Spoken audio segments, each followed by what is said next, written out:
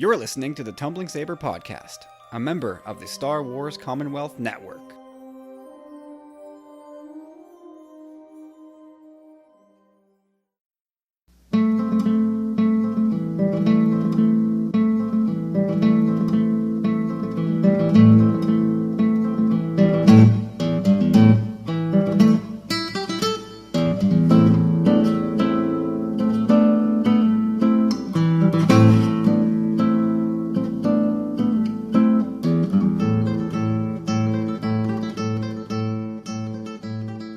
Hey everybody, welcome back to episode 43 of the Tumbling Saber Podcast, where we now sit 81 days away from the release of Rogue One and -1 days from the release of Rebels Season 3 Episode 1. And we're going to dive into that discussion in a few moments, but first let's say hello to the boys. Corey, how's your weekend been? How's it going? Yo. Yeah, it was a good weekend. Star Wars is back, so that about says it all for me. Huzzah! James, how you doing, my friend?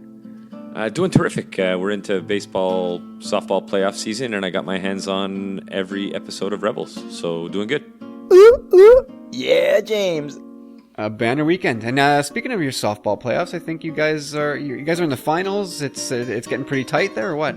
Oh man, yeah. Well, it's tight. It's a best of 5, and we lost the first 2 games. The second game we lost in extras, 8-7. It's been a tough first 2 games. They got this pitcher whose name is Jedi. At least that's what it says on the back of the jersey.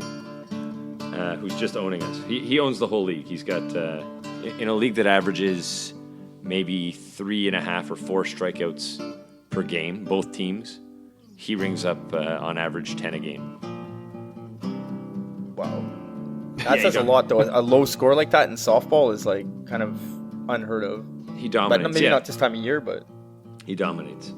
So yeah, that's where we're at. But we're gonna kick some ass in Game 3. So cool. Yeah, very cool. All right, so like we said off the top, we finally have some Star Wars material to talk about instead of just speculative news stories. Rebels dropped last night, and James, I know you've just got your hands on copies of Season 1 and 2 of Rebels, so you're going to binge that over the coming week or so. So I think you're going to step away while Corey and I discuss the premiere of episode or Season 3, and then we'll bring you back in once we're all done with that. Cool? Sounds good, boys. Enjoy the first 10 minutes of the show, and I'll check back in 10. Cool. Peace, brother. All right, so Corey, Steps into Shadow finally dropped last night. After it was a bit of a nervous Saturday afternoon for us. You gave me a call saying check out your Bell 5 listings. So I checked it out, and sure enough, it said in the time slot for Rebels, it said sign off. So come on, what is that about? Like, why during the one time slot that matters does it say sign off? That's a bad indicator to me. Yeah, it was an omen. It was a bad omen, but ultimately it didn't mean anything. And we got to see the full hour, which I thought initially we were only getting the first part of Steps into Shadow. But it turns out we got the whole enchilada, the whole 60-minute episode.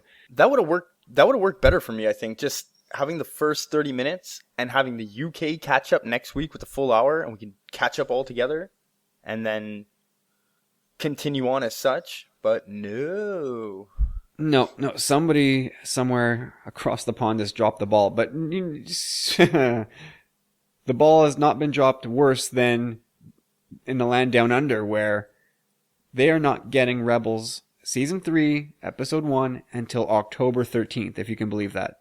Like, how nuts is that?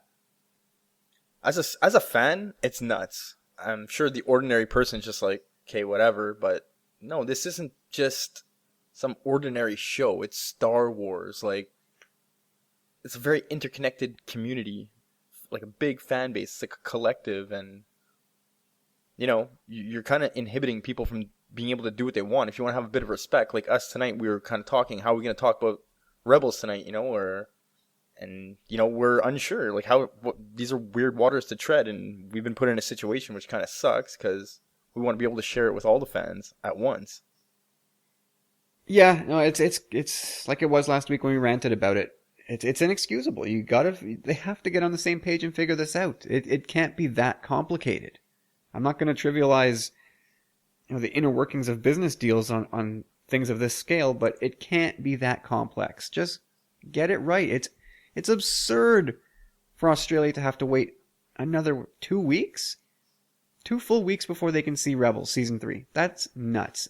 I would imagine that whoever is running Disney UK or Disney XD in Australia is forcing the hands of their listeners by having them go find other sites, some maybe not so legal, to find a feed or a download of that. That's not cool. Don't put your customers in that position.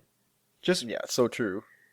If we were on the opposite end of that, I'm sure I would have done my best to try and to have seen it by this point. Well, I was with another cable provider a couple years ago when Rebels first came out, and of course it was on ABC here in North America, so I got that Spark of Rebellion. That was no problem. But then it moved, and I didn't have that channel at the time, and it wasn't even available to me, which is inexcusable. So I would just nail away at my provider, and they said, "Oh, we're working on a contract, and we're trying to get Disney XD on board." Well, not good enough, guys. And so I did what I had to do, and I got my hands on episodes, all of them. And I never got any sort of reprimand or email about it, but I very well could have, and I have before, but not for Rebels. So ultimately, we switched providers. One that had Disney XD as part of its package, and so far so good ever since. But my goodness, it's just so boneheaded to segment fans this way. Yeah, So it's really. It's so I can't think frustrating. of, like you said, you don't want to trivialize it, but God, you really, really think you could have got together and figured this one out. Again, this is not just any franchise. Like I'm not mistaken. Like Rebels has been off the air for several months now, right? Like there was a long gap where people could have gotten together in the same room if necessary, if they're continents apart, and figure this out. So I can't see any excusable reason why this is still going on as a phenomenon. It baffles me, and I hope that they get this straightened out.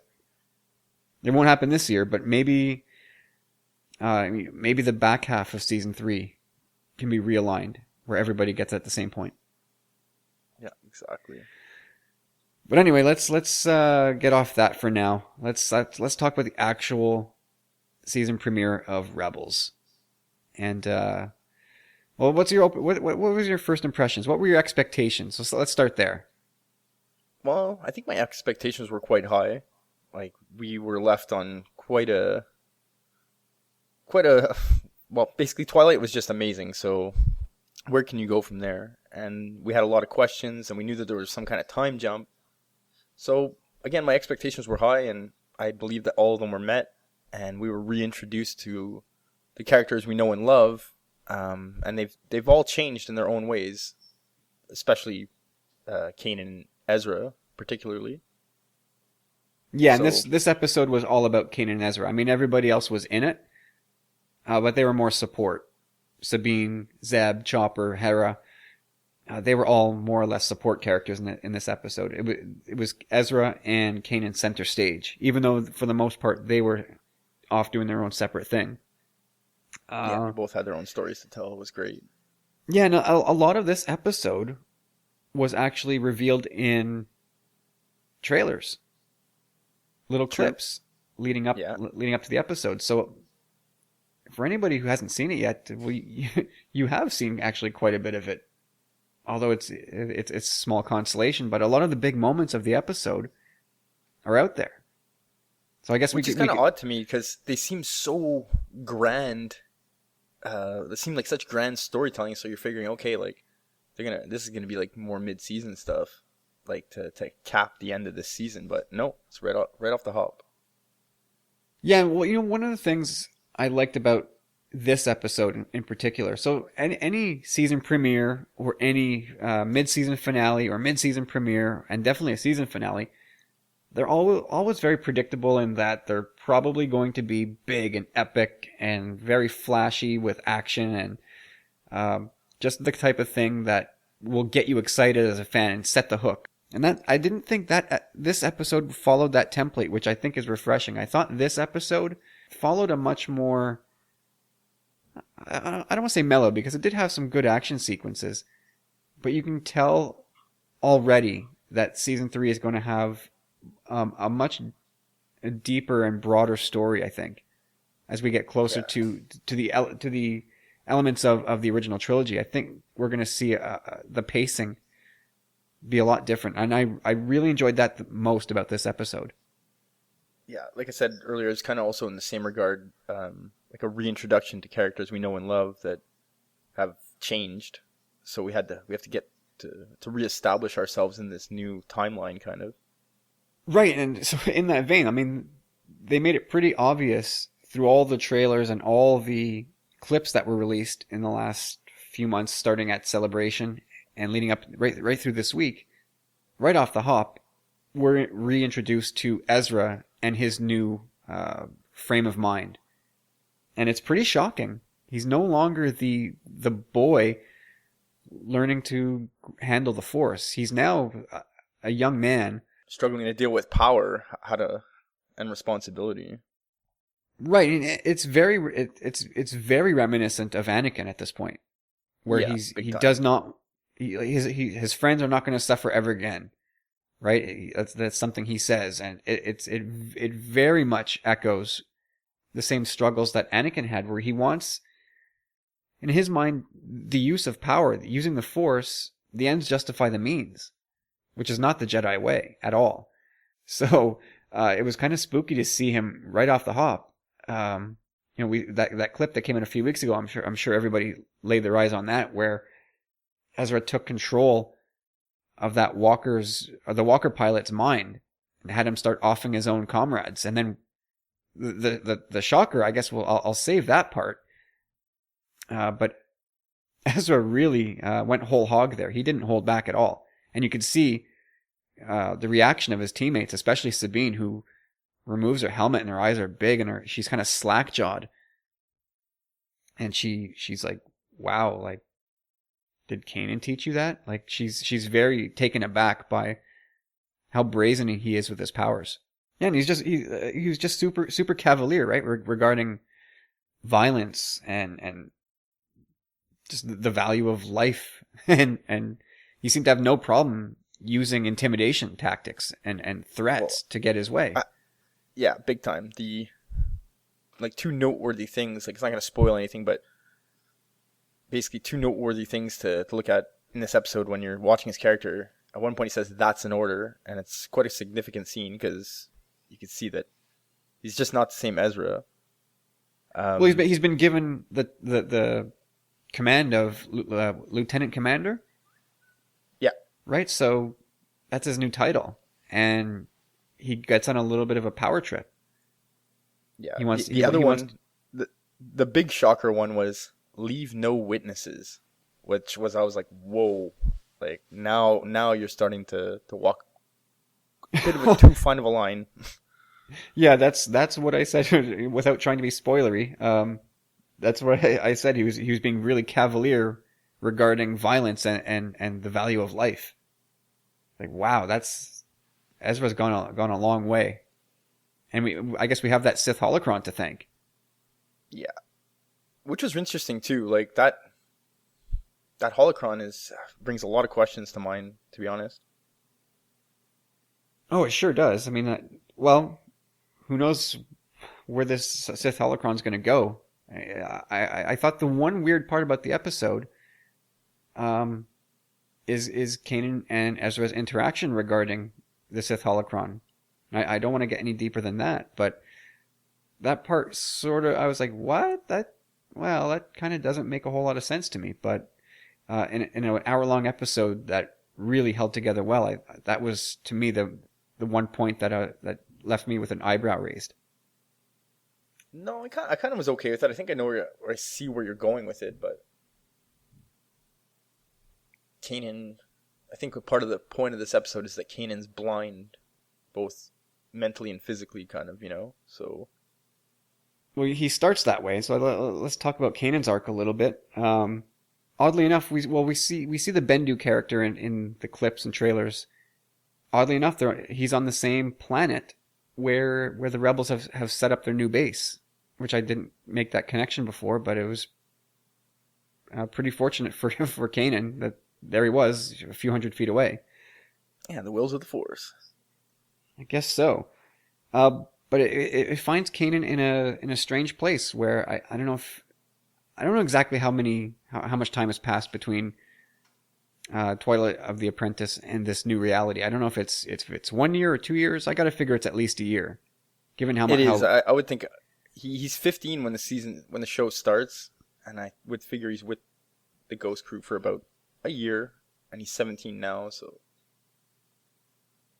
All right, so whatever. 1 year, 2 years. I don't think that makes that big of a difference. It's just a detail. But yeah, Kanan has sort of removed himself from the group. Now, I don't know if he's been moping or if he's just been kind of in meditation, trying to reassert himself, find himself after losing sight. Because he's obviously bothered by it. He feels that he's not the guy he used to be after losing one of those crucial senses, which is understandable. Yeah, he's totally feeling sorry for himself. Like he does not feel the same. He feels like exactly like you said. His eyesight was a big part of him being a Jedi. Yeah, he feels ineffective and reduced as far as his capabilities go.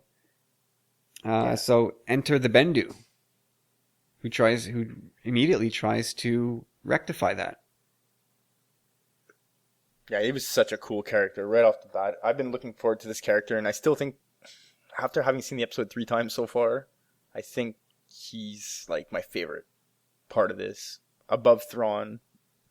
I love Thrawn too, don't get me wrong, but I just love this character, how wise he was, and for having, he's the middle, right?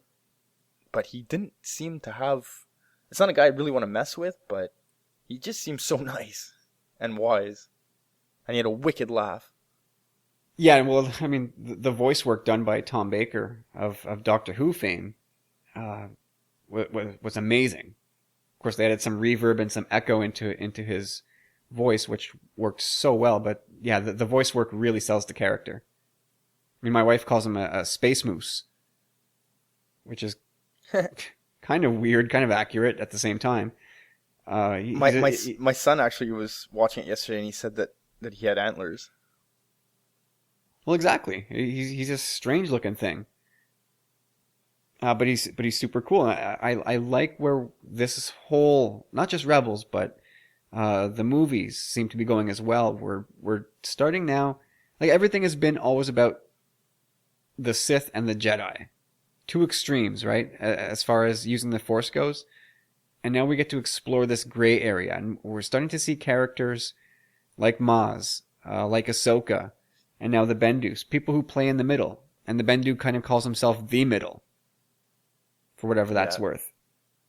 It's a very interesting dynamic that I think is going to broaden and make the tale of Star Wars way more complex. What do you think? Yeah, big time, big time. I think this is not spoilery at all, because it was, again, mentioned in many of the trailers, but this one quote, even while watching the trailers, said a lot to me.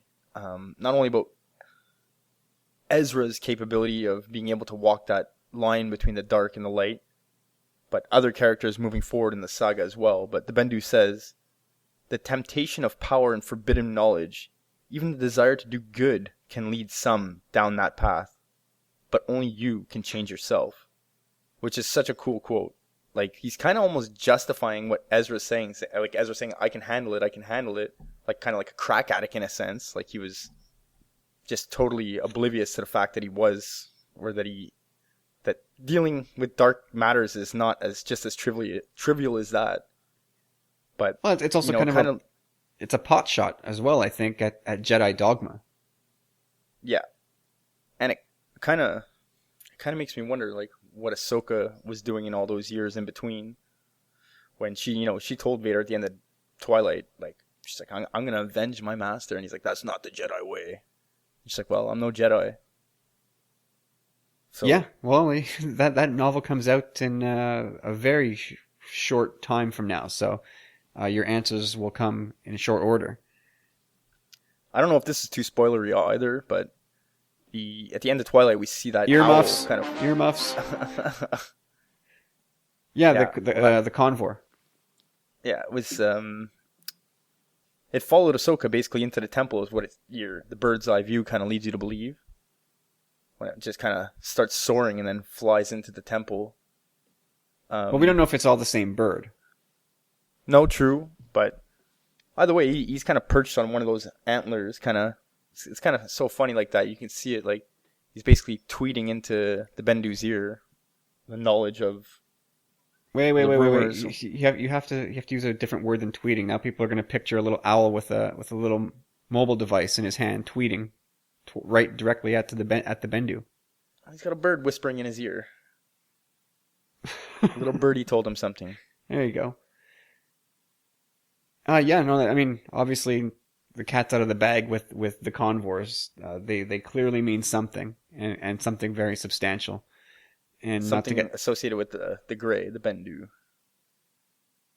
Yeah, I mean, you can look up what the meanings of owls are in literature, and maybe it's something related to one of those definitions.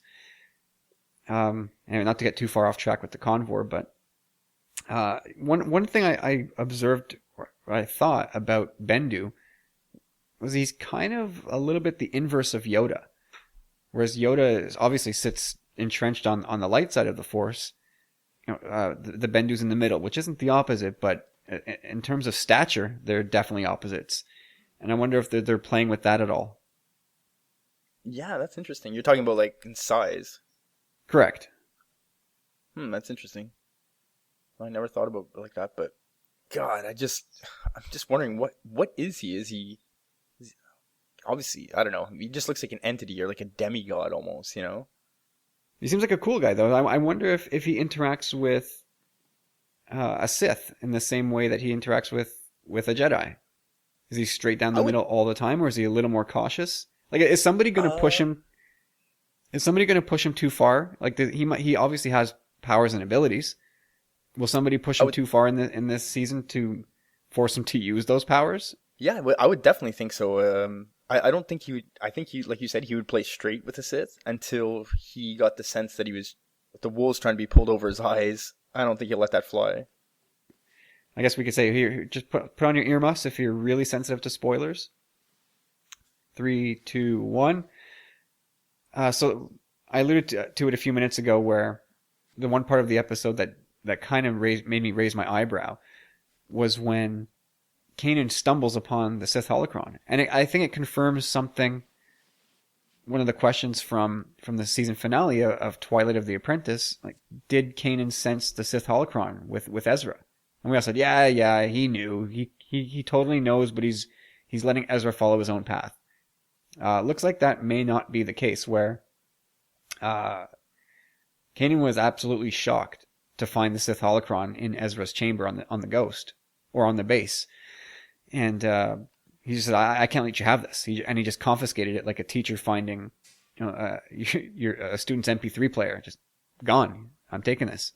It's a little deeper than that, though. I think he did know that he had it, but I think he trusted him enough not to play with it.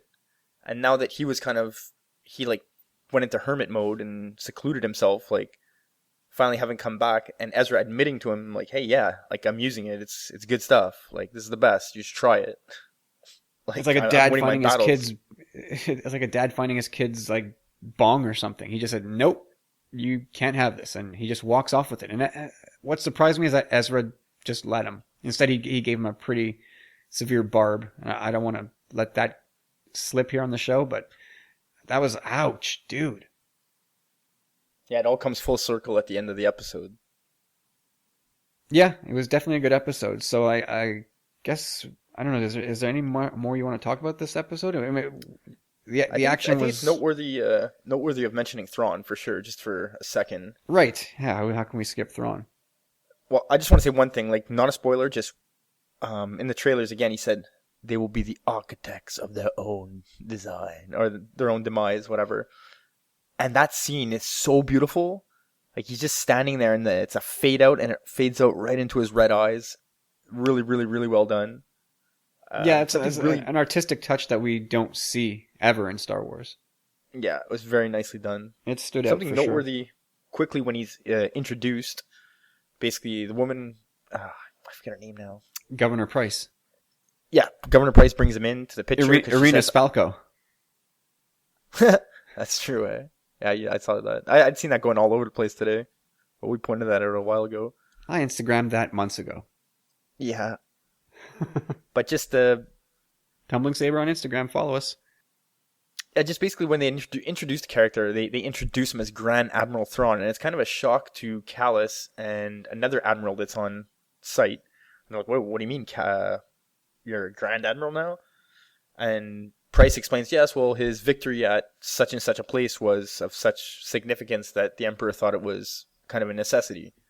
Yeah, And I think Callus- I think that is one of the things. Like Rob last week over at Talk Star Wars had asked us how do the writers reconcile some of the old legend stuff with the new canon, specifically regarding the Empire's xenophobia towards non-human species.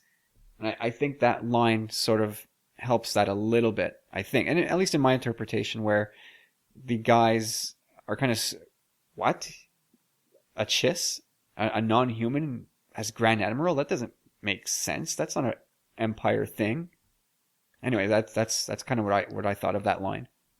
Well, I just want to know if you picked up on the same thing as this, Kyle, because Callus doesn't really say much in this episode. I think he has maybe 3-4 lines in the whole episode, but this being the first, really interesting.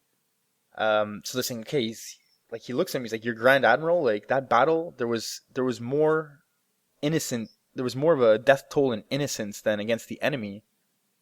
Like, and he's kind of like appalled by that. Like, he's kind of starting to see the true nature of the Empire, you know? Like, he's being rewarded for, like, okay, like, say, like, 500 million people died and maybe, like, 1 million of the enemy, kind of, you know? Like, he made that decision to...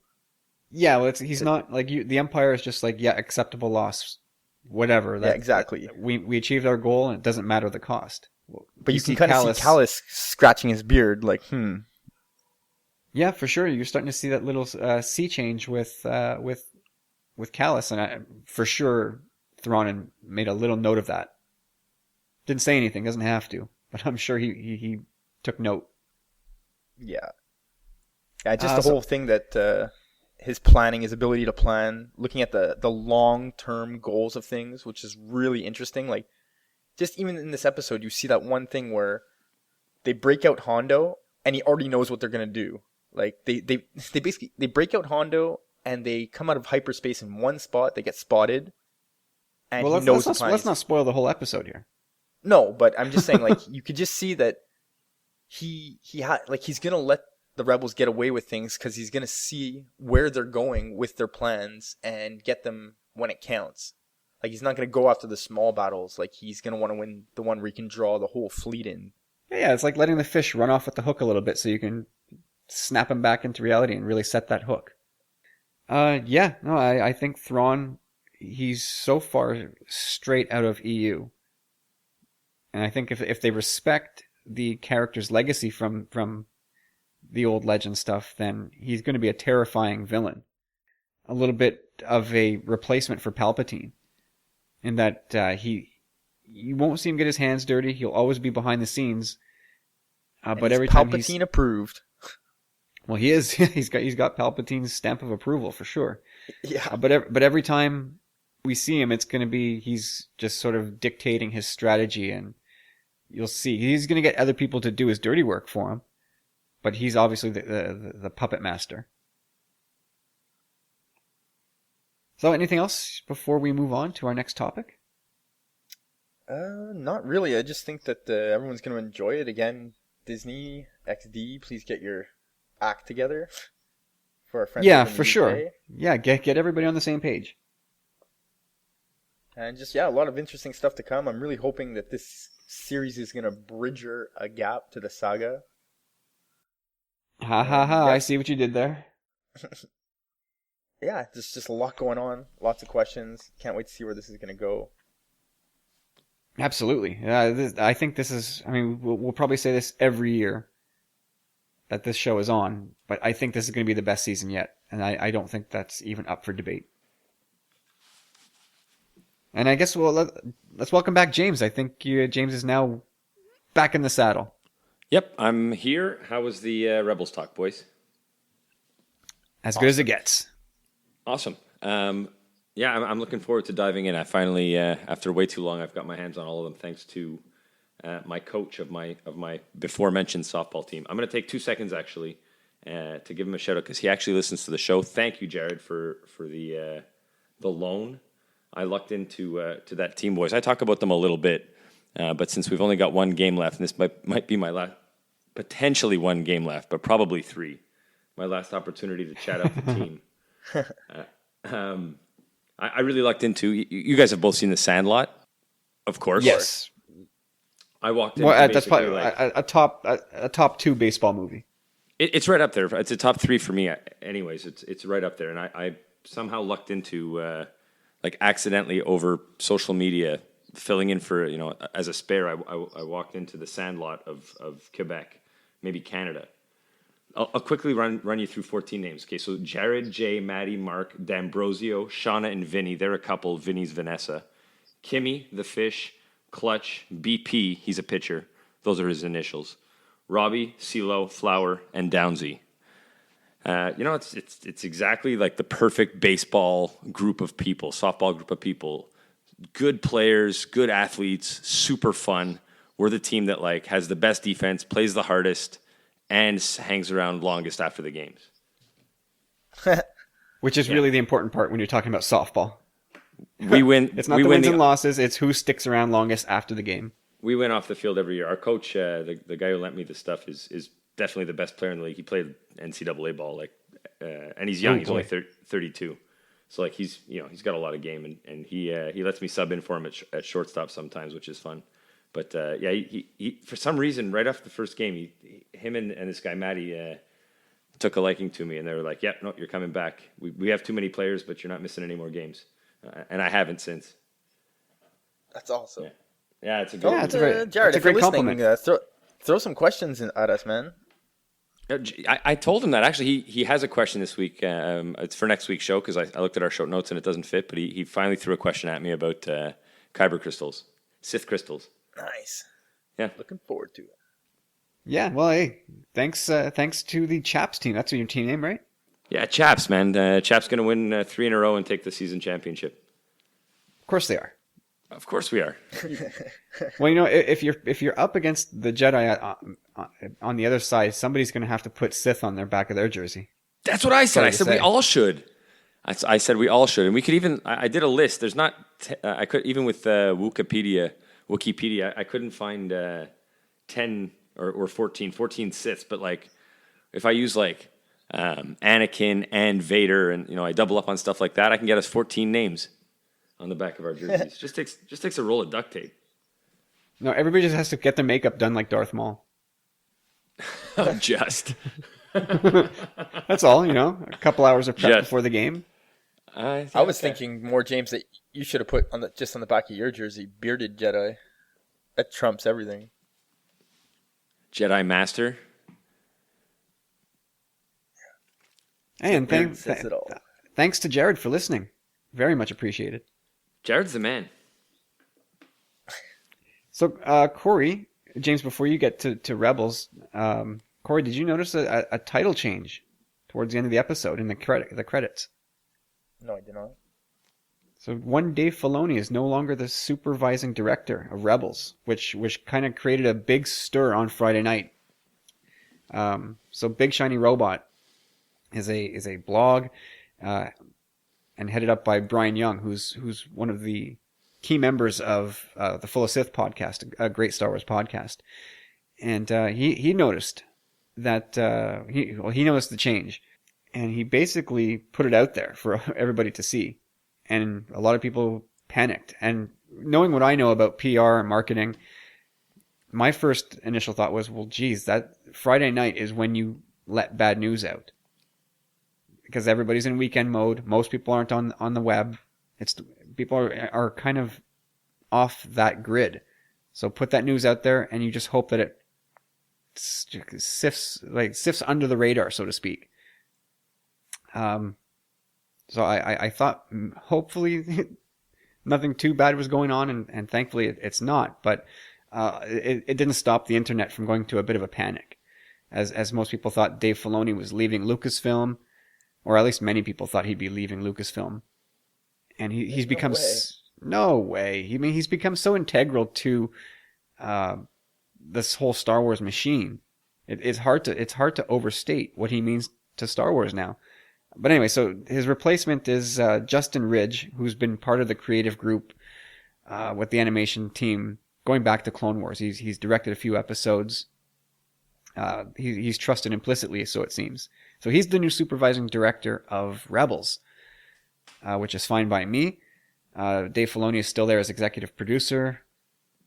But more importantly, Filoni has been sort of moved up to a role where he's overseeing all animation at Lucasfilm, which I think is a pretty solid confirmation that the next animated project is in the works in a more formal way.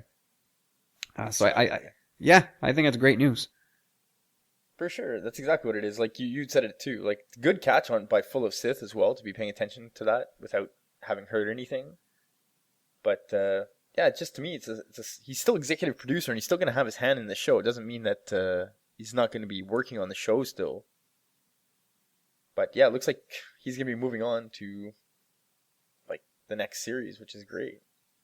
Yeah, so Lucasfilm gave a statement. Well, actually, first, so this is coming from BigShinyRobot.com. They carried the story and they updated their blog post. And so Pablo Hidalgo explained on Twitter that it's not a matter of Filoni stepping down, but a matter of Ridge stepping up.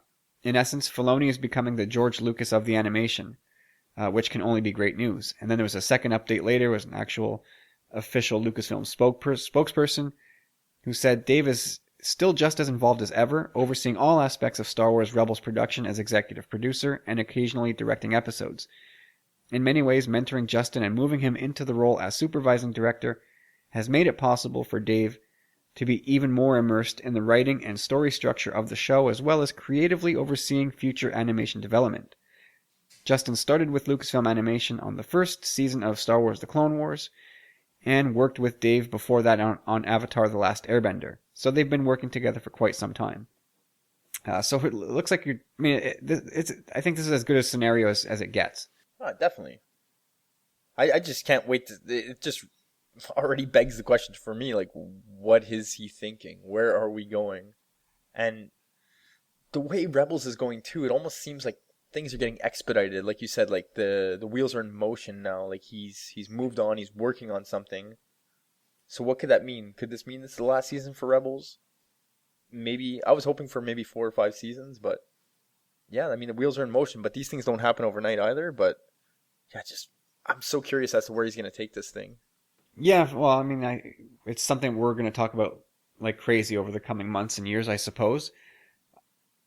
I don't know if, like, everybody kind of laughed off suggestions that season 3 would be the final for Rebels.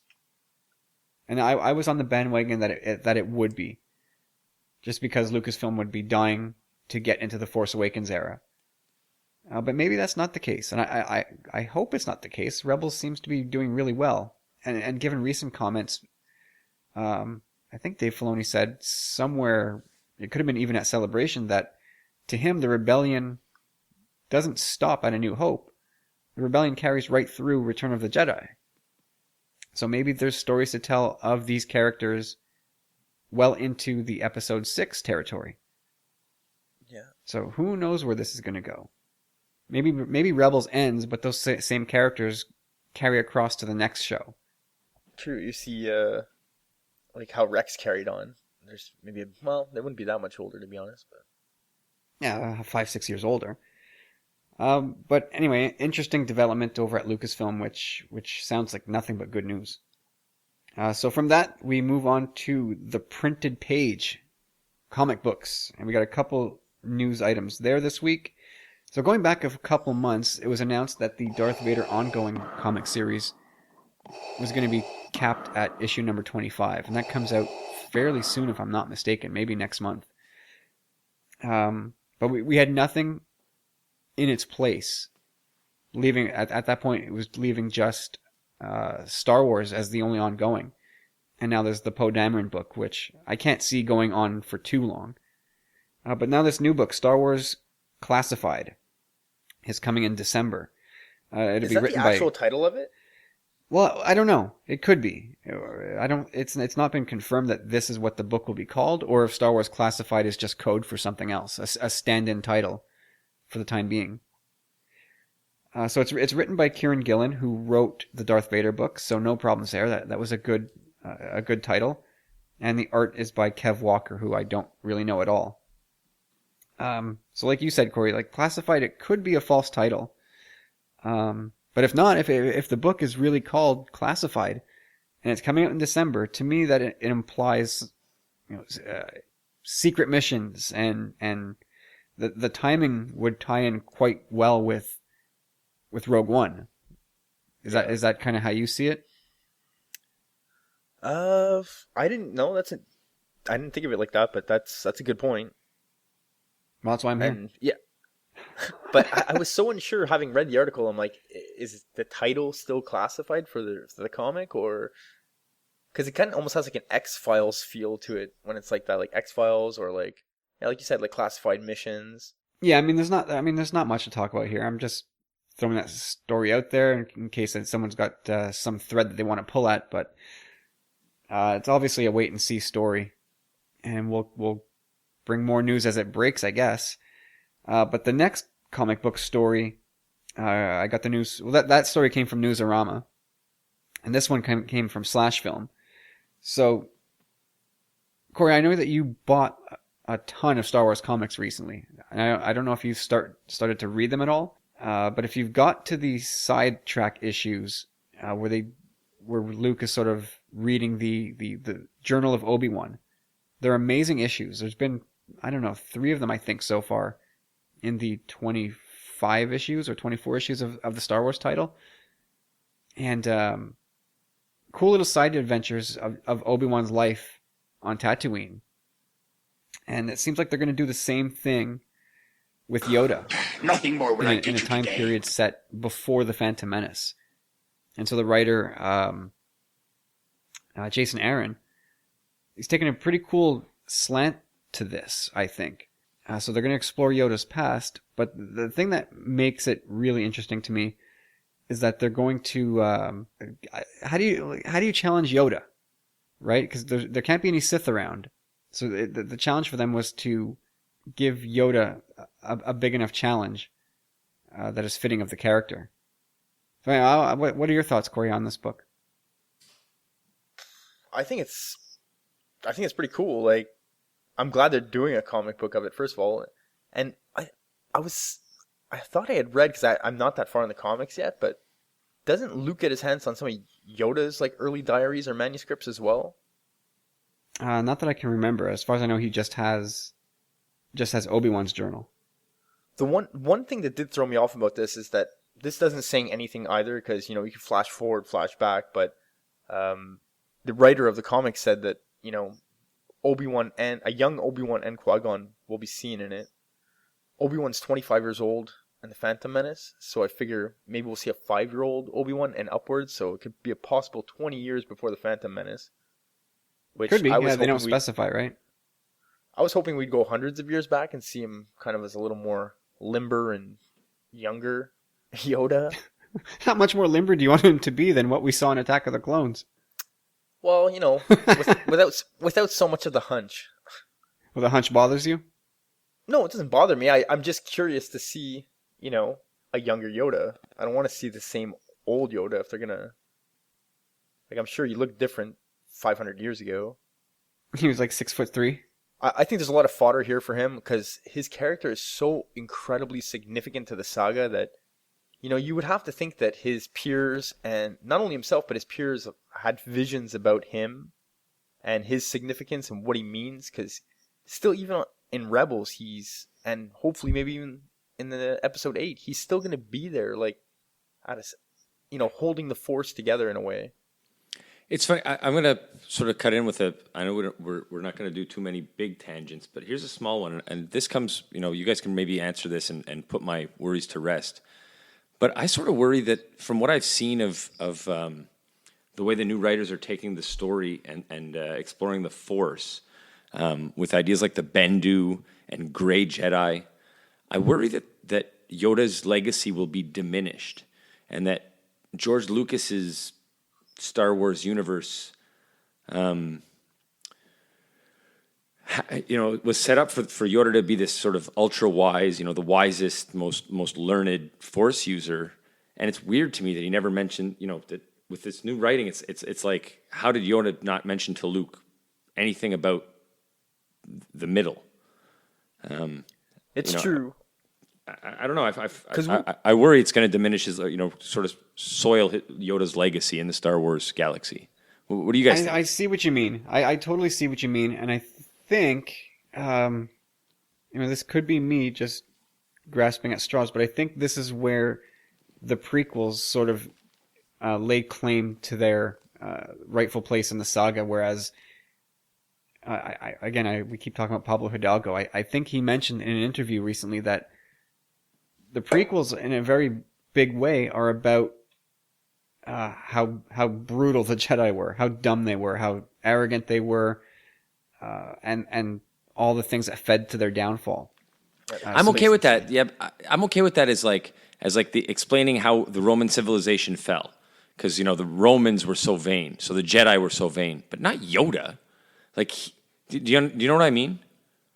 Yeah, I know but going back 20 years, but right before the prequels came out, yeah, Yoda was essentially God in the Star Wars universe. He was just that wise and powerful, and that's how people of our age, anyway, remember him. He's just untouchable. But I think in a very real way, the prequels made him touchable, and he got beat by Palpatine, and you see that. Well, it was revealed in The Phantom Menace that the Sith had been gone for 1,000 years, which is longer than Yoda's been alive. So, any way you spin it, Yoda has never dealt with the adversaries that got stiffed with in the prequels. So there had to be some chink in the armor somewhere, right? And I think the inexperience of the Jedi, as Yoda says in Attack of the Clones, even the older, more experienced ones, and their arrogance got a hold of them. Yeah. One thing I think James is kind of banging on that I kind of see the connection he's making in the sense that George Lucas's original version of the Force was the Ashla and the Bogan. Ashla being the light, Bogan being the dark. It's discussed in Legends of the Lasat, the Ashla anyhow. Bendu finally mentions the Bogan, and he mentions himself being the Bendu as the middle. Why have we not heard about this yet? Like, you would think the Jedi would say, okay, here's the dark, here's the light, and there's also the Ashla, the Bogan, like different ways of viewing the Force. It's obviously out there. Well, especially Yoda's lived forever. Especially an order of a religious order of monks who are looking for balance to the Force. Like, and so, but there's this way to approach the Force from the middle. Like, doesn't that sort of sound like balance? I don't know. It just seems like it's being rewritten in a way that make the Jedi look like fools. I think it's all in the ultimate decisions that George Lucas took in writing the film, having changed the script over and over. Like, now it's a rehashing of those ideas. But it's weird. Like, again, like you said, Yoda. A guy who's meditated for 900 years, you figure at some point he'd figure, to find balance, I have to do whatever the Bendu figured out. And even more, what I worry more about is with the way the writing's going. It seems like maybe characters like Luke are going to figure this out in 50 years, or yeah, I don't think you're wrong about that. So the Force and the whole usage of it's sort of a mashup of different world religions, right? So growing up as Catholics, you were taught Jesus's way. And you were told to stay away from all those things that Catholics say stay away from, right? They're shameful, they're terrible, just don't do them. But you wouldn't talk about the why. It was just stay away. Like, there was a fear and a shame built into so many things, and I think the Jedi were a little bit like that, where we're not going to talk about the dark side, but just trust us, it's bad. Now let's talk about the light side. Like, everybody just wants to talk about their own dogma. Yeah, I'm okay with that for clergymen. I just don't think that the Pope really thinks that way. I think that's just what the lower level religious authorities preach. But I think you could have like an enlightened discussion with the Pope about all religion. And Exactly. you know what I mean? And Yoda's the top dude. Yeah, like all that stuff should be like it should be a class at the Jedi Academy for sure. Like versions of the Force. Well, Palpatine. Then I think that would sort of neuter the best scene in Revenge of the Sith in my eyes, which is where Palpatine tells Anakin that in order to be a wise leader, one must study all. I forget what he says. All the facets, the dark, the light. You have to know everything. Whereas the Jedi had this narrow dogmatic view. And I think if the Jedi had adopted that approach, obviously I think they probably would have ended up in a much better situation. But that scene, I don't think you could have expected that from the Jedi, only to have Palpatine say it too. Hearing Palpatine say it, like to us now, we look at that and go, you know what? Palpatine kind of makes a bit of sense, right? Like he's talking about middle ground here. He's talking about learning all the different angles. Well, you know what? I guess that's my fundamental problem with it. After the first trilogy, I didn't want to see the dark side's perspective. Like I was left in a world where the light side was right, and I liked that. It was an adventure movie where I got to invest in the good guys, and the light side was right. And now I'm, I got to go back and sort of reconsider the whole scope of it and go, well, no, Hitler had friends and a girlfriend, and his mother loved him. Like it's not how maybe it's too real for me, and it's not it's not what I bought into as a kid.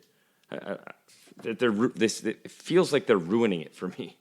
Well, something that's interesting too is that throughout Rebels as well, it's kind of a continual theme through Ahsoka, through Thrawn. It can be used on so many different levels where they're saying to defeat your enemy, you must know your enemy. So I really think that's where we're going with this, with a lot of the future of the saga. And to be fair, I'm listening to my own complaints in my head, and I want the movies to be real, and I like good storytelling. So you can't have it completely black and white, especially to tell stories to adults. But I don't know. I just something about the whole new gray Jedi idea doesn't sit right with me. I think it's the negligence of it. It's the never hearing of it before, even though it's an idea Lucas had and they're bringing it back. It's that we've yet to this point. Maybe that's it. Like it's negligent. You've told the story of the dark and the light through Anakin. And now if you want to continue to tell good stories, you kind of have to get a little more nuanced. And that's, as we go along here, reading comments from different people. Recall last week where Adam Driver said that episode 8 is a bit nuanced. And Rian Johnson's not making things super obvious for the listeners or for the viewers. And I think this kind of all plays into that theme where the gray zone is going to be really hotly debated. There's going to be a lot of stuff going on there that the three of us are going to have different takes on, and the people, our buddies over at Talk Star Wars and Gen X-Wing, they'll all have different takes on it. Well, think about it like this. This has already been implanted in our heads. Technically, there is no more Sith, really. Like, I don't think we heard the word Sith once in the Force Awakens. Like, we have the Knights of Ren. You know what I mean? They're dark wielders of the Force, but I never heard the word Sith. Well, Ki-Adi-Mundi in the Phantom Menace said that the Sith have been extinct for a millennium, and then Mace Windu sitting there all cocky and arrogant saying, I don't believe the Sith could have returned without us knowing. But they were there the whole time. They were never extinct. So maybe the Sith still aren't extinct. Maybe they're still kicking around somewhere. But you're absolutely right. Like, this does have the potential to maybe scare some people away. Because Star Wars is kind of like the ultimate comfort food, right? It's the thing that you watched as a kid, and it felt cozy and it felt right. And now... And Yoda was the top dog, and he was smart and wise. I don't know. I'm harping on it now, but I don't want them to undo Yoda's great wisdom. 900 years old, lots of meditating in a swamp planet. He should have found the gray. Well, if rumors persist that he's going to be in Episode 8, and he's going to have actual dialogue. Frank Oz was spotted over in the UK doing work. Depending on what Yoda says, like he might be in a way retconning himself, saying, "Man, oh man, like if I could go back in time and tell myself what I've learned as a Force ghost, we wouldn't be in this position. Like we had it all wrong, but now I've got it right." So he can continue to be Yoda and be the wise Force ghost that we all knew growing up. Just that he's learned. Like everybody, like every one of us, learns as we go along. Even Yoda is continuing to learn. Yeah, okay. Well, I think even if you look back at Yoda quotes and all that, I think he's 3/4 of the way there. You know, a lot of the stuff he says is about balance and peace and stuff like that. Well, he was much basically more so than a Sith, anyhow. Confucius with Grover's voice. That's pretty true. I don't have anything else left to say on this, but I do want to backtrack just a couple minutes. And one thing I omitted to mention was how Snoke had targeted Ben Solo specifically because of he thought of Ben Solo as being the perfect blend of the light and the dark. And I think that it's another indication that one of the overarching themes of Star Wars to be explored in print and on screen and in animation is going to be the middle. Great. So you want to start printing up the 50 Shades of Jedi t-shirt, or do you want me to do it? 50 Shades of Ben, 50 Shades of Kylo, 50 Shades of Snoke. I don't know. There's probably a million different ways to slice that one up. Yeah, it's coming.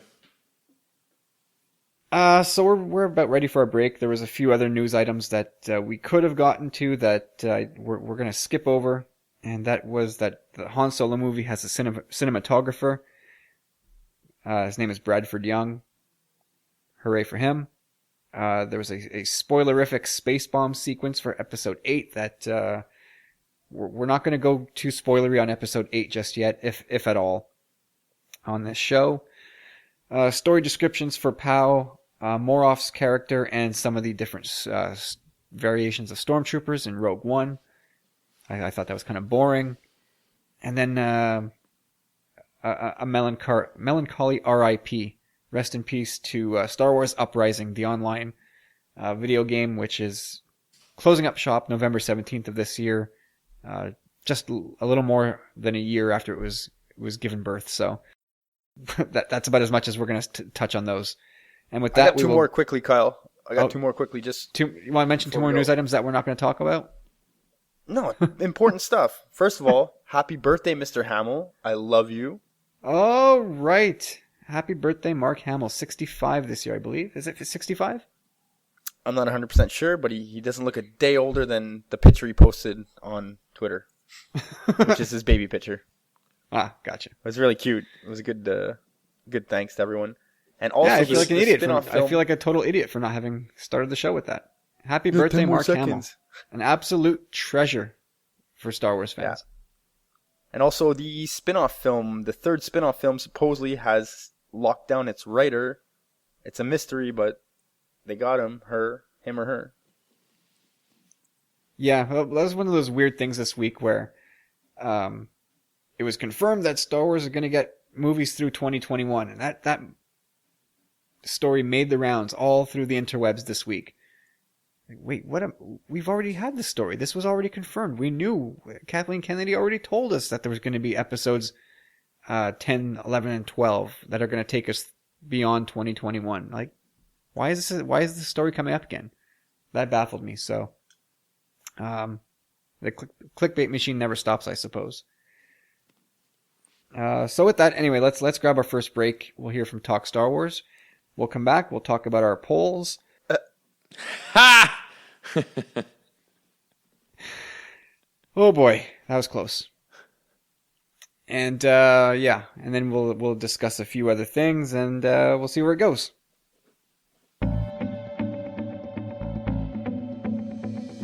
Hey guys. Yeah?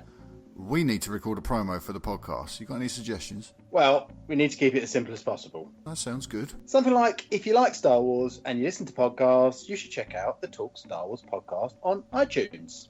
Or we could really motivate people to listen. What do you have in mind? Well, you could tell people they should listen to Talk Star Wars, or they will feel the power of a fully armed and operational battle Well, station. no. You can't do that. Why? We can't threaten people. Oh. Steve's right. Simple is probably best. Like this. I'm Mark. I'm Stephen. And I'm Rob. If you love Star Wars, And you listen to podcasts. Then you should check out our show, Talk Star Wars, you can subscribe to Talk Star Wars on iTunes. And find us on Stitcher Radio. and find full episodes of the podcast on our YouTube channel. You can find the podcast and everything else we do at talkstarwars.co.uk. And you can play with us on Twitter by following @TalkStarWars. You should also head to facebook.com/talkstarwars and like our Facebook page. Or we will strike you down with all of our hatred, and your journey towards the dark side will be complete. That's not cool. I've said it now. Head to talkstarwars.co.uk and join us as we talk Star Wars. Or else.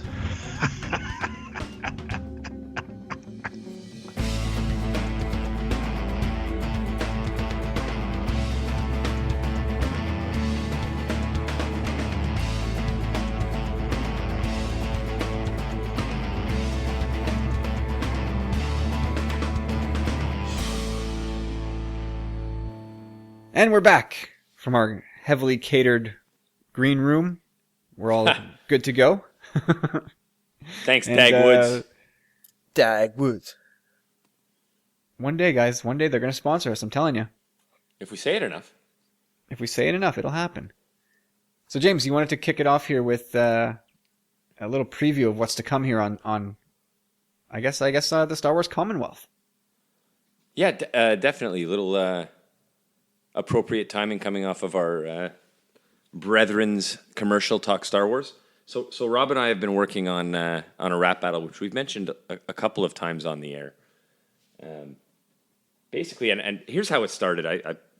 I made the joke that Rob called me out, but really, I was listening to their podcast maybe 6 weeks ago, and they had just heard one of my projects I had put up on YouTube, the golf rap, and Rob was being very complimentary along with Mark, saying something to the effect of, it's so fun to watch him play with words. It makes me want to do something like that, like a rap battle. So he certainly wasn't calling me out when he said it, but I took that opportunity to say challenge accepted, and then it spun into let's do sort of a fun rap battle. You've awoken the beast. I have. We've been going back and forth over the internet, sort of working out the details, and he's an excellent writer. It's going to be a fun little project. We're going to go back and forth. It's funny. It's been tough. Like in a rap battle, usually you'd be pretty ruthless, but I don't. Mark and I are very friendly, and I don't know him well, and you really need to be close friends to go really deep and dirty when you when you insult somebody. So it's hard to write a PG rap battle. I think we both did a pretty good job so far. I'm Yeah, definitely it's like your first date.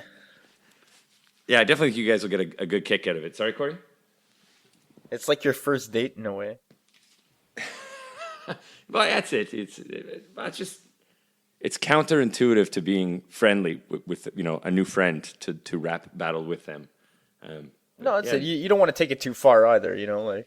Yeah, there's a mom joke in one of my verses, but I think Kyle nicknamed it the teddy bear of all mom jokes. So Yeah, it's great. yeah, I'm really looking forward to it. This is gonna be. That's why we got to get some promotion out there. Like this is serious, people. This is So a Rob- real deal. So Rob's going to drop his first verse on After Dark Side, I believe. Now, if that doesn't happen, you can get really mad at the guys over at Talk Star Wars for me plugging them in advance without confirming that with Rob. But it looks like he's probably going to drop that on After Dark Side, maybe this week, maybe next. Do I have to name this episode our Big Ignorant Mouths as well? Yes, every episode from here on out, we may want to just rename the podcast. Well, we've been talking about a second podcast at some point that we keep kind of dragging our heels on. It's mostly me, but yeah, that might be a good title. Our Big Ignorant Mouths. It's one of the Hey, contenders. the abbreviation to that is the first three letters are Obi. Ooh, Something to be worked on. If somebody was good with words, I don't know. I'm writing it down.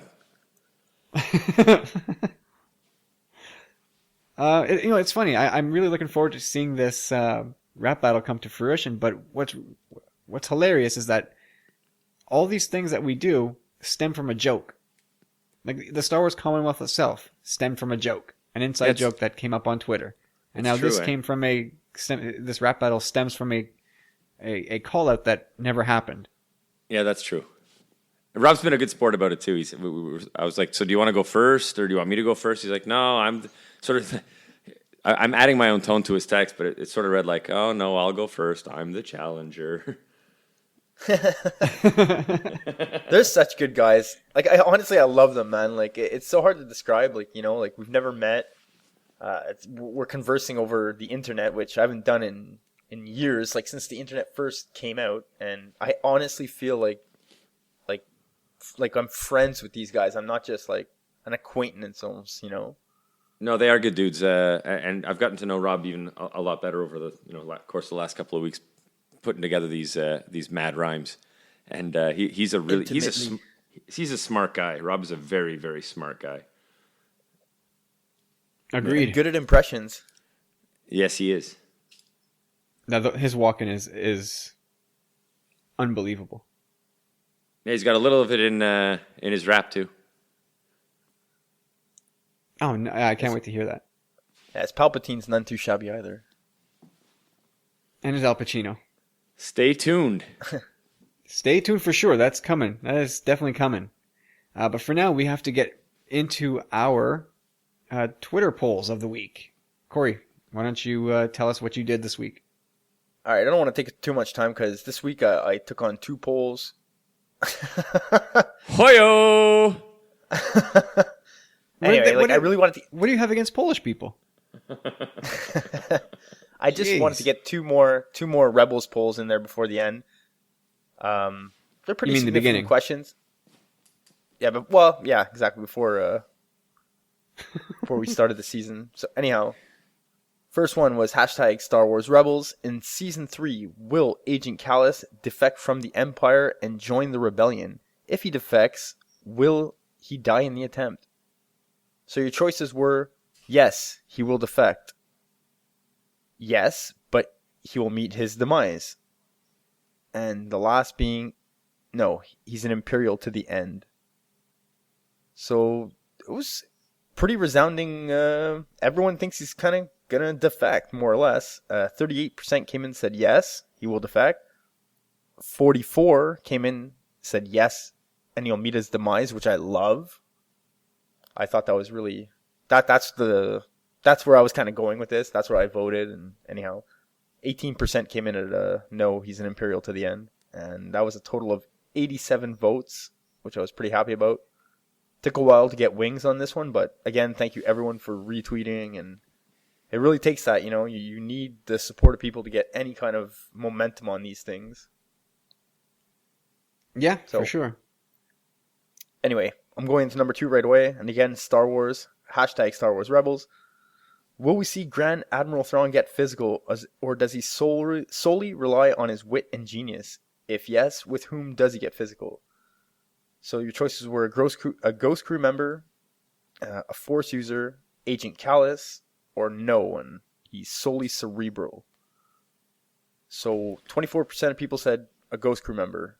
9 came in with a Force user, 16 said Agent Kallus, and a resounding 51 came in and said no, this guy's just a cerebral assassin. He's too smart, he doesn't need to get hands-on whatsoever. Yeah, it doesn't need to. It doesn't need to is the key there. I actually find it more terrifying if they could some way show that he's like the most physically terrifying person out there and never needs it.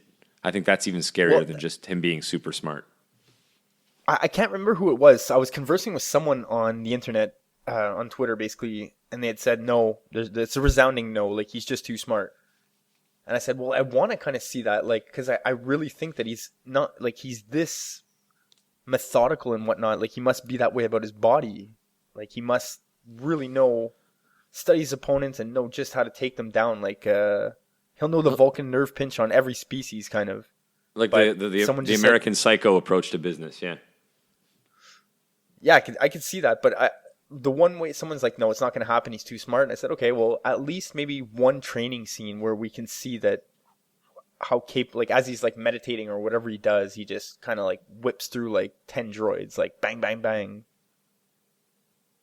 Yeah, I don't know. I agree. I don't know I if think we'll it'd be ever cool. see him doing that. It could be cool. It could be cool. I don't know if they're going to do that, though. I think he's got plenty of thugs to do that for him. I would love got to the see whole- him and Callus go at it. That's the kind of drum I was banging at, because the first episode was my first question was kind of pointing, okay, what's going to happen to Callus? Geez, why not have Thrawn and him? Like, you can obviously, he's super good at hand-to-hand combat, and he's got that bow rifle. I would Well, love you know, to see them two go at I it. feel like these types of villains that rely on their smarts, that if they end up getting face to face and having to go hand to hand with people, that sort of speaks to a failing on their part of planning properly. I don't know if they would ever get to that point. I don't see Thrawn having to roll up his sleeves and duke it out with somebody. I could be wrong, and I don't care either way, really. Well, I don't that's have. the thing. How do you see this guy? I don't think he's going to continue much further after this series, so I would think his demise is going to have to be met, and I really wouldn't want to see him crash landing in a ship or something. I would like to see him going hand to hand with someone, like maybe as the ship's crashing, or I think fans are going to want some kind of restitution after what he's going to have, like what he's got planned for these guys. It looks like he's going to break up the whole Ghost crew, Yeah, for sure. But let's move along. I also ran a poll this week, which I completely forgot about until I was preparing for the show here. Oh yeah, just one last thing. That poll got 104 votes, which I was really stoked about. Booyah. Nice. Solid results. Solid results. I do recall what I asked, but it would help if I had actually brought up the results. The question I had asked was, who's going to kill Director Krennic in Rogue One? So did you vote in that? Because I don't think you can vote in your own poll, so I have to rely on the charity of others. Yes, I voted in Of it. course I voted. All right, so when I pull it up here, because I'm completely ill prepared. So anyway, what did you guys think? I think voted that for your Vader. choices were Vader, Jyn Erso, Galen Erso, or nobody. He's going to live to see another day. Yeah, I voted Vader. Corey? The majority of people, I went Jyn Erso. I think she's going to want retribution, knowing what we know, that, she kind of got stripped away. Like, she had to run away because she knew this guy took her in as a child, betrayed her family. She's going to want restitution as well. Like, I think it should be her to take him out. But I think most people are seeing it in the sense that he fails horribly and Vader's going to force choke him out. But I don't think so. Well, there's a good case to be made either way.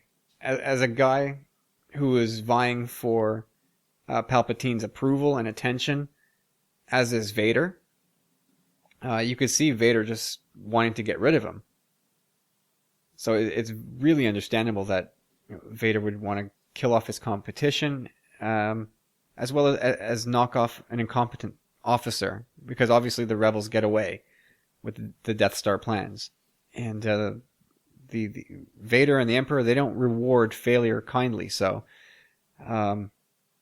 there's that case for sure to be made for Vader. And I If think I could have voted, if it is just quick, if it's the Vader scene, I see it being like I can see exactly how it happens. It's like they got the plans. Yep. Lightsaber out, head off, lightsaber in, Vader walks away. Like yeah, that's exactly how I would picture it. Exactly. there's no build up. It happens and it's over. Yeah, you failed me for the last time, Krennic. Yeah, absolutely that. It wouldn't be this long drawn out thing. It would just be out comes lightsaber and he either chops his head off, like you said, James, or runs him through with the blade. But like Corey, I chose Jyn Erso. Yeah, Only I see him because- crawling away from her, he's crawling away and she's like, oh, no, you don't. Yeah, and this will play into a question a little bit later in the show from Mark, and I'll touch on it then. But yeah, I went with Jyn Erso, and yeah, the reasons for that, you and I, Corey, I guess we'll touch on a bit later. But the details of the poll: 61% went with Vader. That's a whopping majority. Yeah, it's 23% surprising, went with Vader. Went with Jyn Erso. 10% with Galen Erso. And 6%, a measly 6%, think this guy's going to live to see another day. And the minute I clicked publish on this thing, I completely forgot about it. Obviously, as you can tell from the segment, I completely forgot that I had done this. So I only had like a meager 31 votes, but still, thanks to all who took the time to click one of those 4 buttons. And I think we are ready for our second break, where we hear from the wonderful lads out west at the western tip of our country and the Gen X Wing podcast. So check those guys out. We'll hear their promo, and then we'll come back and start to wind the show down. There are a lot of great Star Wars podcasts out there, including Insert your name here. But we at the Generation X-Wing podcast discuss things in a unique way. I'm so happy I can't even feel my arms! Generation X-Wing podcast takes a look back at pop culture that defines our generation. Look, sir, droid. From movies, I think I read somewhere that Kurt Russell thought that, this is really like Indiana Jones. But to me, watching it just fresh today, he was really Han Solo. to TV. There's a Nova Scotia show What's we could bring up. What is that? Trailer Park Boys. Oh, okay. It's not Trailer Park Boys. You know what? I think that's a whole episode. It is. I'm just going to say it's very Okay. Canadiana. Okay, And I yeah. love it to death. So does Anil. From collecting Silent Mike is back. Silent Mike is back with batteries. 1970. Oh, And the Twix. cow. he just dropped it on Wayne Gretzky's rookie card. I got a case of Twix. Good man. This better be a good Twix. and of course we discuss our wonderful Star Wars universe. I am so thrilled today because I have been invited by the Outer Rim Garrison, the 501st Outer Rim Garrison of Vancouver, BC, to walk with them in the Canada Day Parade in downtown Vancouver. So once you're done listening to these great people here at Insert your name here. come over to the Generation X-Wing podcast with your hosts, Anil Sharma, That is gonna be a shame. Josh Whittle, peace, and Rob Williams. Pork chop sandwiches. It is a modern look at your retro lifestyle. Follow us on Twitter at Gen X Wing, on Facebook, on Instagram, and of course on our homepage at generationxwing.com.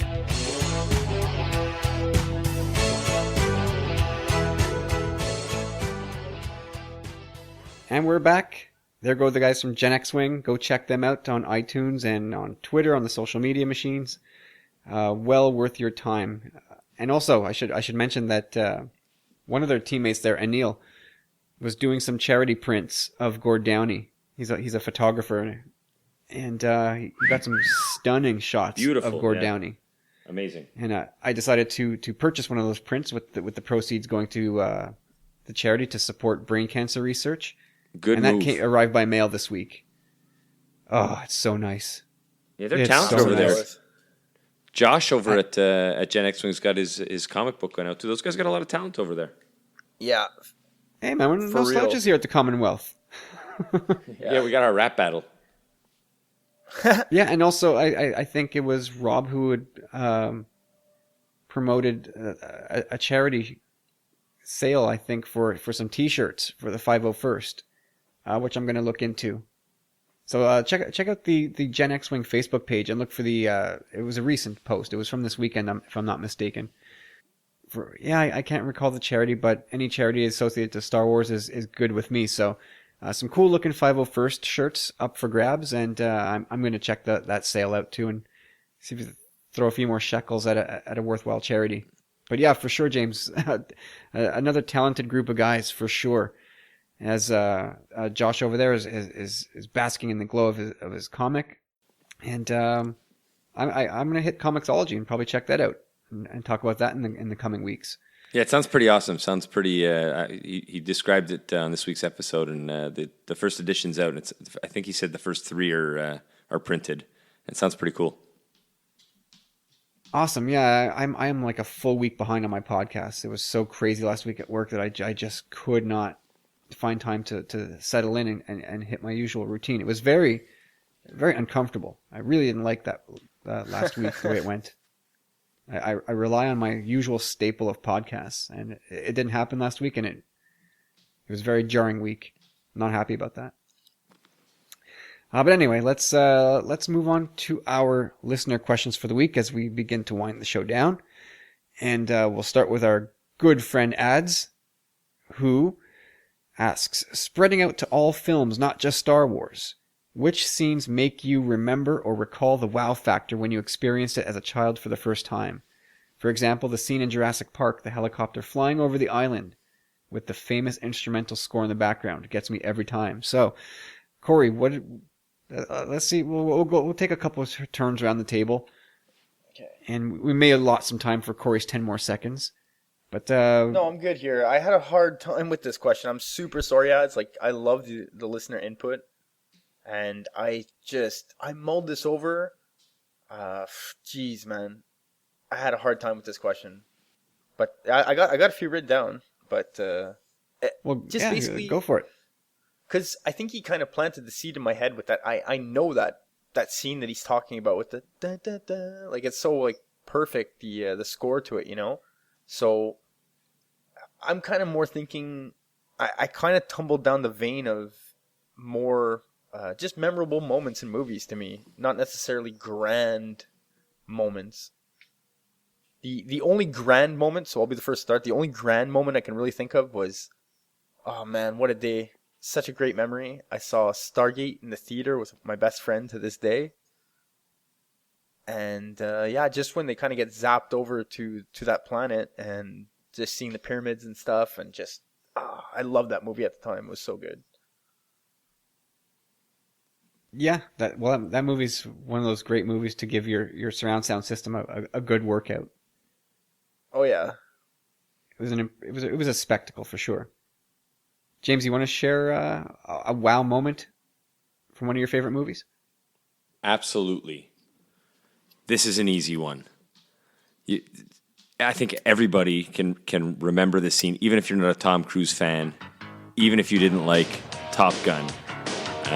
The opening scene where they've got Danger Zone playing, and they've got all the shots of the planes taking off and landing, and that I could watch that scene about 1 million times.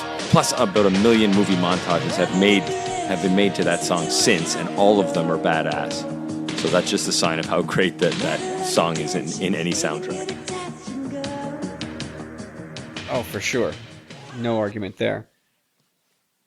So one of the ones that came to my mind is I'm hoping I'm not going to steal much from James' Lord of the Rings bank here, but in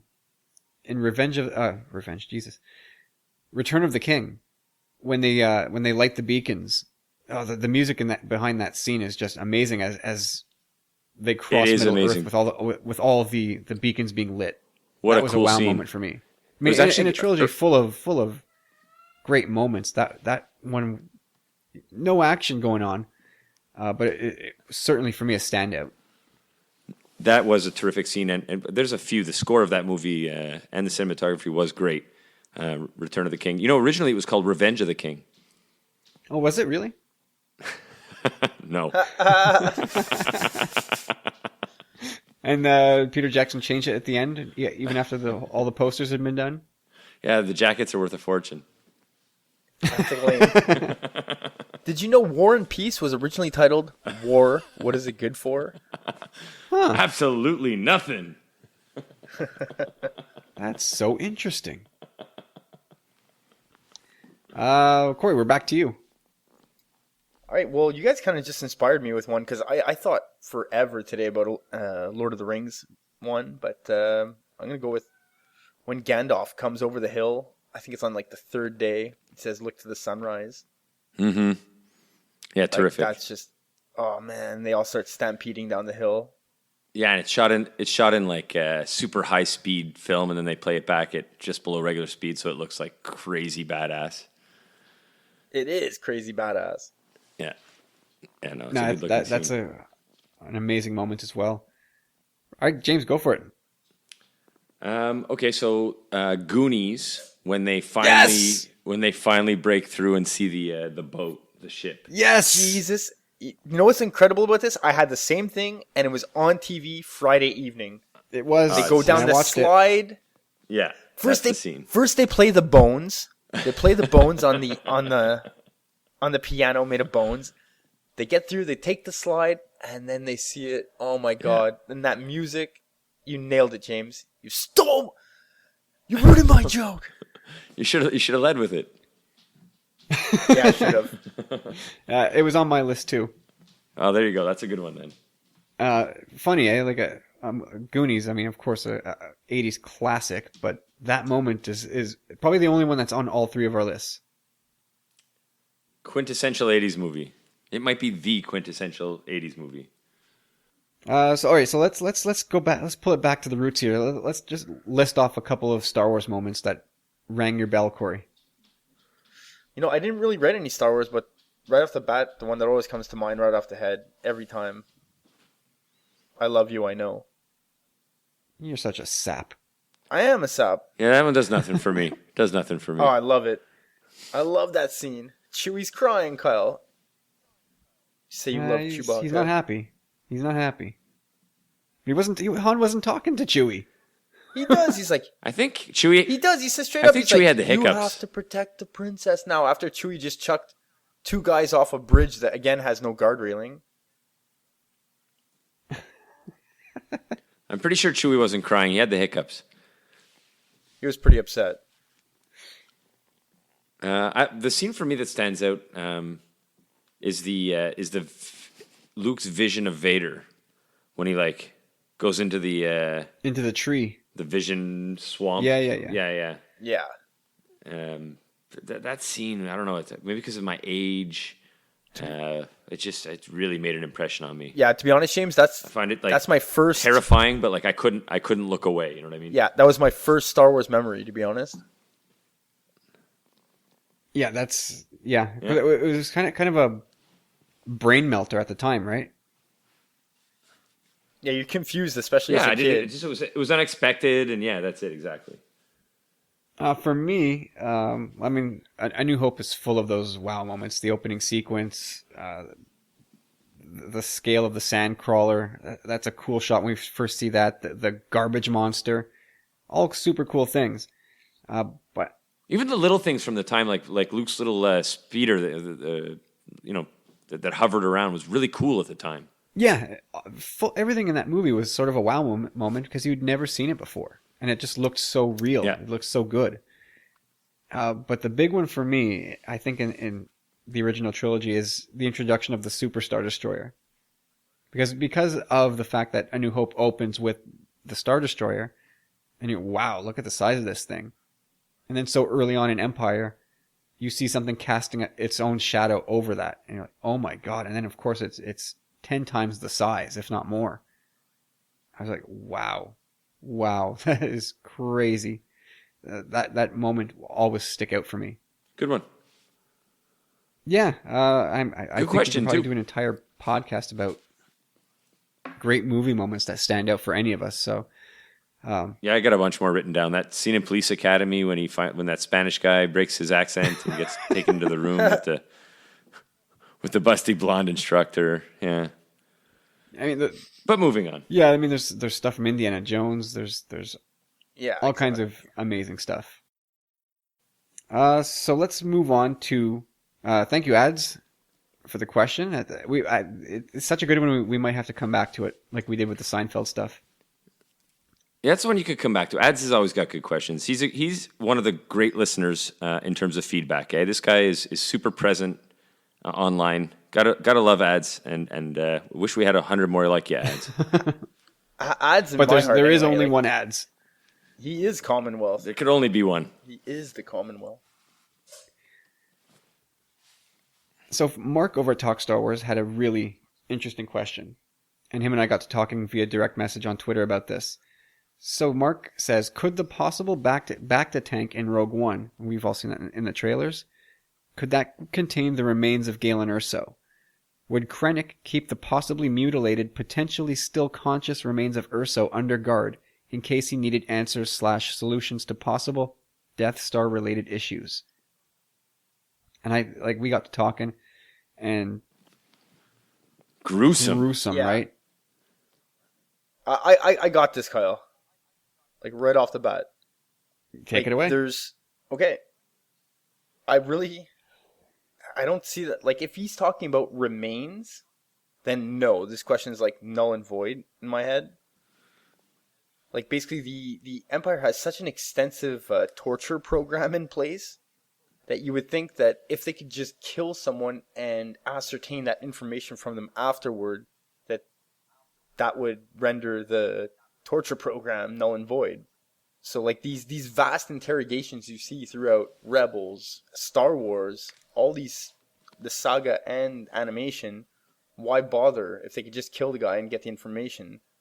I could see it still being Galen Erso in the sense that he won't talk, and he's tortured so severely that he needs his regular Bacta treatments, and like Krennic coming to visit him, like saying, like, "Hey, you like your aquarium so much, you know, you're gonna come out of there sometime and tell me what we need to do to finish this project yet?" But I don't see it being his remains.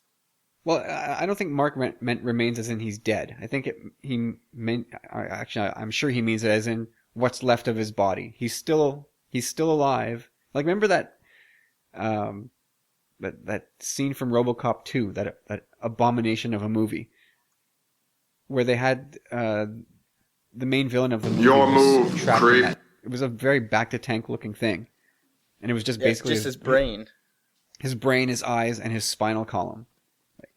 And I don't think Mark means maybe as gruesome as that, but just like his really destroyed body, just floating in that back to tank, but he's still being kept alive. He's still conscious. His brain is all there. His mind is still intact. Just the body is ruined. And so Mark and I got to talking, and then right away our minds start going down this rabbit hole. Well, if that is Galen Erso's body, then that person approaching in the robe, that's got to be Jyn. And we thought that, what if she's aboard the Death Star, wherever they are, and she decides to take a little side trip. Like, she knows her dad's somewhere around. Well, what if she decides, we've got the plans, my dad's here, I gotta try and spring him free. And she comes into this room, and she finds her dad floating, what's left of him floating in this Bacta tank. The next natural step is, well, she's not gonna leave him that way, right? She's gonna pull the plug. And then maybe you see her get to scrap with those two royal guards that are at the back of the room, which I think would just be a mind-blowing scene. It sounds good, but agreed. That sounds like an awesome scene, and I want to take back my answer for who kills Krennic, if that's the case. Yeah, I just, it seems like nightmares for children right off the bat for me. I don't see them going that route. You can't see, like, some people are gonna take their children to go see this movie. Maybe not like 5-year-olds, but like 7, 8, 9, 10. What's the rating on it going to be? I imagine it won't be more than PG-13. But will it be PG-13? Because if so, then screw everybody who brings their 10-year-olds. I have no sympathy for people who bring their, like, I don't mind if you want to bring your 8-year-old to a PG-13 movie, but don't complain about it after. Well, it's like all the people that brought their little children to see Deadpool thinking it was just going to be a light, fun comic book movie. It's your own damn fault. Well, that's it. I mean, if they make this a G-rated movie, then I agree with Corey. But if it's PG-13, then I'm okay with it being pretty, PG-13. And I think we're a little more... Kyle, in the sense that you have children. You have Harley now. Does she know this film's coming out? Yeah, she knows. But I mean, Okay, it's not like she's not talking to me about it. She's not asking when does that movie come out. Okay, because you didn't let her see Revenge of the Sith for the sole reason of. Well, she's seen it, but I told her that she probably doesn't want to watch that scene, and she didn't. But yeah, I mean, again, it depends on what the rating is, and I'd be shocked if it was actually PG-13. Like, I don't know. It depends by country too, right? Like, we're different than the U.S. Yeah, here, and over across the pond. But you think it'll be higher or lower than that? I think it'll be lower. Really? I think it'll be one notch lower than PG-13, whatever that is.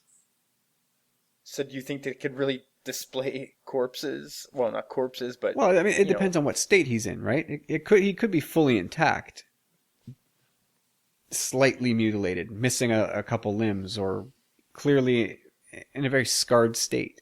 What rating did Sith have? R. You don't think that Rogue One's going to be at least, with all the touting of this being a dark movie, it's going to be at least rated, as dark as the darkest Star Wars movie? Well, I think in Canada was 16. No. No, are you sure? No, not a chance. In the States it was. I doubt that. I'm pretty sure. But whatever it was, don't you think this movie will have at least that rating? Whatever the darkest Star Wars movie, whatever the harshest rating has been? Well, yeah, it would seem appropriate for sure. But yeah, I don't remember. Again, it's always so weird because what we have is different from what the UK has, and it's different from what the US does. Different places have different mentalities towards these things. But anyway, I thought it'd be a really cool different scene. Parents I would too, love to. It would be a nice way to finally get those royal guards in action as Jyn Erso looks to end her dad's suffering, and they're like, nope, no, you don't, and she has to go scrap with them both. Who knows? But I think that would be that, and that's fan fiction or headcanon that you get sort of attached to, but I think that would be a pretty cool thing. No, I agree. That sounds really cool. And then Jyn Erso killing Krennic would be a given, I think, because it becomes very personal to her at that point. It already is. Oh, she basically has to kill her own father, then she goes after Krennic for sure. Yeah, she loses it. And she's I have to get this guy. Well, it's all because of him anyway. Yeah, it is, and she knows it. This is the guy that's destroyed her family, destroyed her life, and that's why I voted for Jyn Erso getting Krennic. Me too. I voted for Vader just because they got to keep the Vader legacy of him being a badass. So he's got to do badass. He's got to do mean, cruel things in this movie. That could be one of them. It could be. It's a very good case for Vader. And I think, obviously, he won the poll by a landslide, so he seems to be the odds-on favorite to end Krennic's life. So we'll see. And Rob, over at Talk Star Wars, threw a couple questions at us. So if we had to pick a favorite battle from the prequels, and for the purpose of this question you do, what would be your pick? Choose any fight, whether it's hand-to-hand, lightsaber, space. Go for it, Corey. Well, I'm gonna kind of go cliche, I guess, but it is my favorite. Just I think the music has a big part to do with it, but I think it's Duel of the Fates, the Qui-Gon, Obi-Wan, Darth Maul battle. Yeah, it's very much still the quintessential prequel battle with the double-sided lightsaber, right? Well, I hope we don't sweep this question. No, I've got a different answer. Since you said any kind of battle, right? Yes, sir. So my favorite is a battle of wits discussed in the Senate when we had any political talk in the movie. That's my favorite. Well, now I know you're lying. Well, I had written down Duel of the Fates. So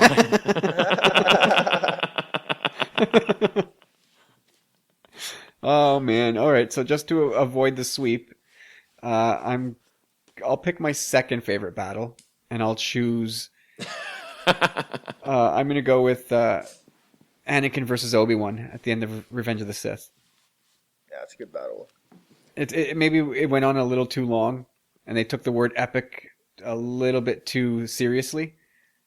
But I thought as the battle drew towards the end, the acting from Hayden Christensen and Obi-Wan was great at that last bit there. And not to mention the choreography throughout was stunning. I can imagine how much work they put into that, because that was a long fight. It drags on for like 10 minutes. Which probably took at least like 11 or 12 to film then. I was close to picking the Battle of Coruscant, the space battle. And it was all... you know what? I thought about it too. Because that one encompasses both an epic space battle as well as Obi-Wan Anakin versus Dooku Part 2. Yeah, and the space battle was I don't know how they made it more spacey than usual, but I'm gonna try to describe it by saying they did a good job of making it so there was no up. Like the camera angles, the way the ships were flying around the screen in that battle made it very real to me, the way that it was every direction. There was no up. Yeah, in exactly. any of those scenes. I thought it was very well shot. That first shot where you see the two Jedi starfighters kind of enter the frame, and then they fly across the hull of their ship, and then they sort of dive down over the side, and you see like the entire expanse of the battle open up in front of them. That shot, that could have been an answer to one of Ad's questions of a wow moment. Because that was on screen the first time. I was like, whoa. That was just a great shot. A space battle on scale that we've never seen. And I'm not even sure if we'll see a scale of that nature in this coming trilogy or this current trilogy. Who knows? But that one's going to be tough to beat. And Rob, I think we all had our say there. So we'll move on to Rob's second question. This one probably took some thought. But guys, if you had to have a Star Wars quote tattooed on you, what would you choose, James? I went back and forth between because Yoda's quote's a bit too long. And also very cliched, no right? Do or do not. There is do or do not. That could be. That's the lowest hanging fruit, I would think. It is my favorite. I think it's as simple as it is, and as cliche as it is. Cliches are cliches for a reason, and I love that. Like, I do love that line, but I wouldn't tattoo it on myself, even though it's by far my favorite quote in the movie. There isn't one I'd put on my body, but since I have to pick one, that's my answer. All right, fair enough. I mean, you're no stranger to the tattoo needle anyway. You've got a few. No, I have a few. Yeah. Corey, what do you think? Well, I got two. I took it in two different routes. You guys tell me which one you want. Well, actually, I'm going to give you the first one first. It's your tattoo. You get what you want, man. Okay. So I'm going to go with the kind of cliched route first, and then I got the bad boy version. The Force will be with you always. Yeah, that's pretty cliche one. Not inappropriate by any stretch. I'm sure there's plenty of people out there that have it. You wouldn't do the Twitter friendly version and do like hashtag MTFBWY? No. You shouldn't struggle so much with those initials. You should know that better. I should, but I don't use that hashtag. So what was your other one, Corey? It's the bad boy one, and it says, never tell me the odds. That's a pretty good one. That's a pretty good one. I think that's a clubhouse leader so far. Never tell me the odds. Mine was something Qui-Gon said back in The Phantom Menace, obviously, where he says, your focus determines your reality. And I think most people wouldn't even identify that as a Star Wars quote. No. It's a good one. So that would be mine for sure. And I don't think I really would have another one. And I think that's it. We're at the end of the line here, guys. Did it. Awesome. It's crazy. It's crazy how 2.5 hours just disappears just like that. But so it does, and we thank you for spending all that time with us. Corey, where can we find you? Well, everyone, you can find me at Chop Rules with a Z, and I'm loving the support lately. The numbers are growing, and I usually follow back. And James, where can we find you? I'm in the basement. Party at James's house. Thankfully, I'm also on Twitter at TommyBombadil1, so you can find me there. And stay tuned for the upcoming rap battle between James and Rob on this very podcast, and as well as the Talk Star Wars podcast. I think you can tell the quality of a rap battle by the lyrics that have been thrown away. And Rob threw away, might want to check your anger. I didn't write it down, but he threw away some dope lyrics. The fact that he's throwing away dope lyrics, always a scary sign. Yeah, buckle up, man. It's going to be great. Stay tuned. You can find me at Tumbling Saber on Twitter, and you can also find us at the same handle on Facebook and Instagram. And that's it for this week. Check us out on iTunes. Please leave us a review and help us grow the show that way. And Well, thank you once again for listening. Thanks for your questions. Az, Mark, Rob, you guys are awesome. Thank you for listening to us. And until episode 44 of the Tumbling Saber podcast, you have yourselves a good one. Self-redeeming qualities, have they hindered me? Hindering, was I blind to see? Blind to see that you needed me, all of me. Well, you were there for me. I will be there too, watching, listening. Every moment wanting all of you, and I believe I can save you, just don't let me go. And I can see I'll be waiting, always waiting, just don't let me go. Just don't let me go.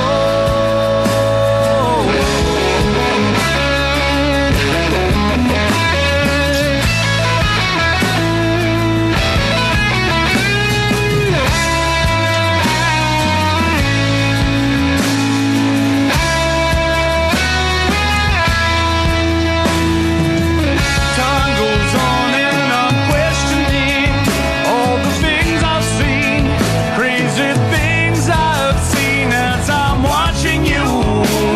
I'm watching you walking away from me. Were you watching me? Was it just a dream?